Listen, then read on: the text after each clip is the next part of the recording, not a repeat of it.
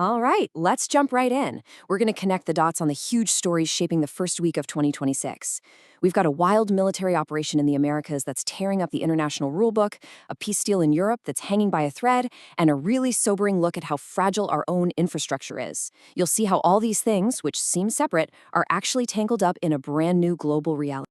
Okay, so the biggest story, no question, is this massive geopolitical earthquake in the Americas. I mean, this move is already sending shockwaves through everything, from international law to the global markets. Think about it. A sitting president has been captured by a foreign power. The whole world is basically watching and waiting to see what on earth happens next. So here's what went down. On January 3rd, U.S. forces carried out this really quick, pretty shocking military raid in Caracas. And the result? They captured Venezuelan President Nicolás Maduro and his wife, Celia Flores. And then, boom, they were immediately flown to New York. Why? To face these long-standing narco-terrorism charges that have been this huge sticking point between the U.S. and Venezuela for years. And right after the capture, the U.S. administration drops this bombshell announcement. They're basically going to run Venezuela, they say, to stop a power vacuum from forming. So you've got this, de facto leadership committee made up of top U.S. officials. And their job is now to manage the entire Venezuelan state. We're talking military, diplomacy, the whole shebang. This is, well, it's pretty much unheard of in modern politics. Well, as you can imagine, this has kicked off a huge legal firestorm. On one side, you have international law experts saying, whoa, this is a dangerous precedent. You can't just do this. It completely undermines national sovereignty. But on the other side, the U.S. is justifying it with two main arguments. First, something called the Kerr-Frisbee doctrine. It's kind of this old legal loophole that says it doesn't matter how you get a defendant to court, you can still try them. And second, they're dusting off the old 1823 Monroe doctrine, basically saying the Western Hemisphere is their turf. So what you have here is a real clash of titans. International law versus American influence. And you better believe this is hitting the economy. It's immediately repricing risk everywhere. Market strategists have even come up with a new term for it. Get this, the Chuck Norris premium. Kind of funny, but the idea behind it is deadly serious. It reflects this new fear among traders that, hey, if the U.S. did this to Venezuela, who's next? They're looking at adversaries like Iran and thinking the U.S. might get a lot more aggressive. And that, of course, just changes the whole risk calculation for energy markets, and really for everything else. So, no surprise here, the market is doing what it always does when things get chaotic. It's running for cover. We're seeing a classic flight to safety. With all this new volatility, investors are just bracing for more uncertainty, and they're pouring money into traditional safe haven assets. The result? Gold prices are now projected to hit insane new highs this year. It's a really clear signal of just how much anxiety is coursing through the global financial system right now. Okay, let's pivot. While the U.S. is flexing its muscles in the Americas, its diplomatic game is being seriously tested over in Europe. In Ukraine, a peace deal brokered by the U.S. is getting down to the wire. And Kyiv is in this incredibly tough spot trying to balance the desperate need to end this horrible war with concessions that are frankly deeply unpopular at home. So the deal itself, President Zelenskyy has said it's about 90% ready, but man, it comes at a huge cost. We're talking about major sacrifices, ceding parts of the eastern Donbass, giving up on those long-held dreams of joining NATO, and accepting really strict limits on its own military.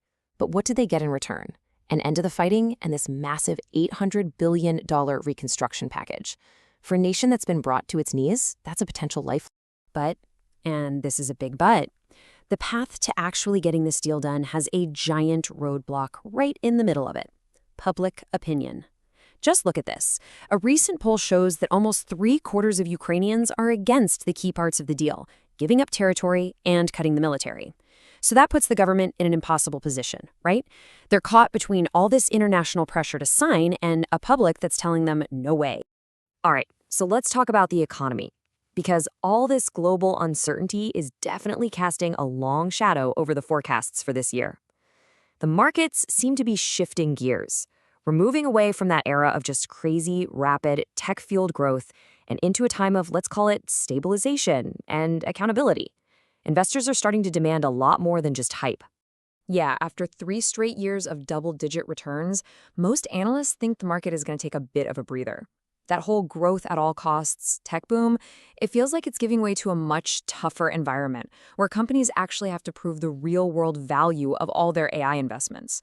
The new buzz phrase on Wall Street is the shift from AI hype to AI harvest. And believe me, the pressure is on for these companies to actually deliver the goods. And you can see this new reality playing out in some key industries. Check this out. For the first time ever, the Chinese company BYD has actually overtaken Tesla as the world's biggest maker of electric cars. That's a huge deal. It signals a major shakeup in the global auto market, and honestly, it's a massive win for China's industrial strategy. So, while all this is happening with economies and geopolitics, there's another story bubbling up. The actual physical stuff we all rely on, our infrastructure, is looking more and more fragile. Whether we're talking about deliberate attacks or just decades of neglect, the very foundations of our modern world are really under threat. Take a look at Berlin. A deliberate arson attack on the power grid just plunged tens of thousands of people into darkness and cold. Somebody set fire to a major cable bridge, and it knocked out power, internet, and heating for 45,000 homes. And this is in the middle of a freezing winter. It's just a chilling reminder of how ridiculously easy it is to disrupt our modern lives. And we know who did it. An anarchist group called the Volcano Group has claimed responsibility. And this isn't a one-off thing for them. They did a similar attack back in 2025. This really highlights a growing and pretty persistent threat to Europe's energy infrastructure from these domestic extremist groups. They see the power grid as a perfect target. At the same time, there's a new report out in the US that paints a really grim picture of the country's ability to handle natural disasters. The report warns things are close to the brink. After huge budget and staffing cuts last year, key agencies like FEMA and NOAA have just been gutted. We're talking thousands of staff gone, including super specialized people like hurricane hunters. And they've even taken critical tsunami monitoring stations offline. It feels like the nation's shield against disasters is, well, dangerously thin. Okay, for our last section, let's pull back from all the immediate crises for a second and look at some of the bigger cultural and scientific things shaping our world. From our anxieties about where we're headed to new discoveries about where we came from, these trends paint a really fascinating picture of humanity at a kind of crossroads. You see it in our culture, right? Our collective anxiety about tech is just all over the big screen. This idea of the AI hellscape has become a huge theme in movies, and it's a pretty stark reflection of how uneasy we're all getting with the very same technology that Wall Street is demanding a harvest from.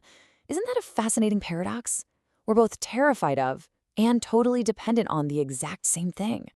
But at the very same time, science is giving us these incredible new insights into our ancient past, kind of reminding us of our deep history.